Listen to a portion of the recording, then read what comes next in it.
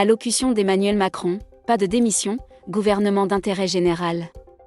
Que retenir de son intervention ? Le président Emmanuel Macron n'a pas annoncé de nouveau Premier ministre, ni sa démission, mais a promis un gouvernement d'intérêt général pour les prochains jours. Emmanuel Macron fustige les oppositions et appelle à un cap clair. Le président de la République s'exprimait ce jeudi soir à 20h à la télévision, 24 heures après la censure du gouvernement de Michel Barnier. Il est revenu sur les raisons de la crise politique que traverse le pays et a tenté d'esquisser un plan de sortie. Un gouvernement d'intérêt général. L'information était tombée plus tôt dans l'après-midi, pas de nom pour un nouveau Premier ministre dès ce jeudi soir. Emmanuel Macron a toutefois assuré qu'il nommerait bien quelqu'un dans les prochains jours. Je le chargerai de former un gouvernement d'intérêt général représentant toutes les forces politiques d'un arc de gouvernement qui puisse y participer ou, à tout le moins, qui s'engage à ne pas le censurer, a-t-il précisé.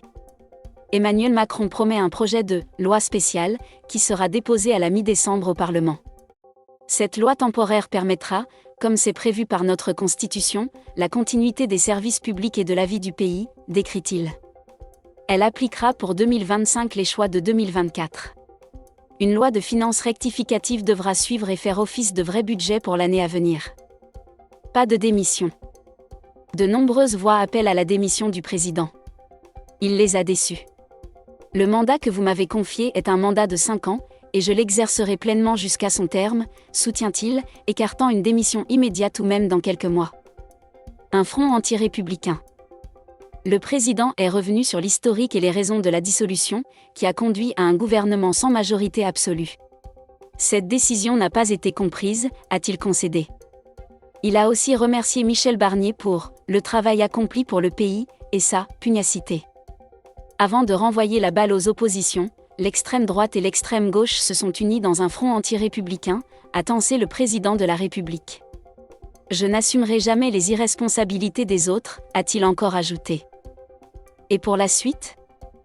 Dans le même décor que lors de ses interventions lors de la crise du Covid-19, Emmanuel Macron a aussi voulu insuffler de l'énergie aux 30 mois qui restent avant la fin de son quinquennat. Une époque nouvelle doit commencer, appelle-t-il.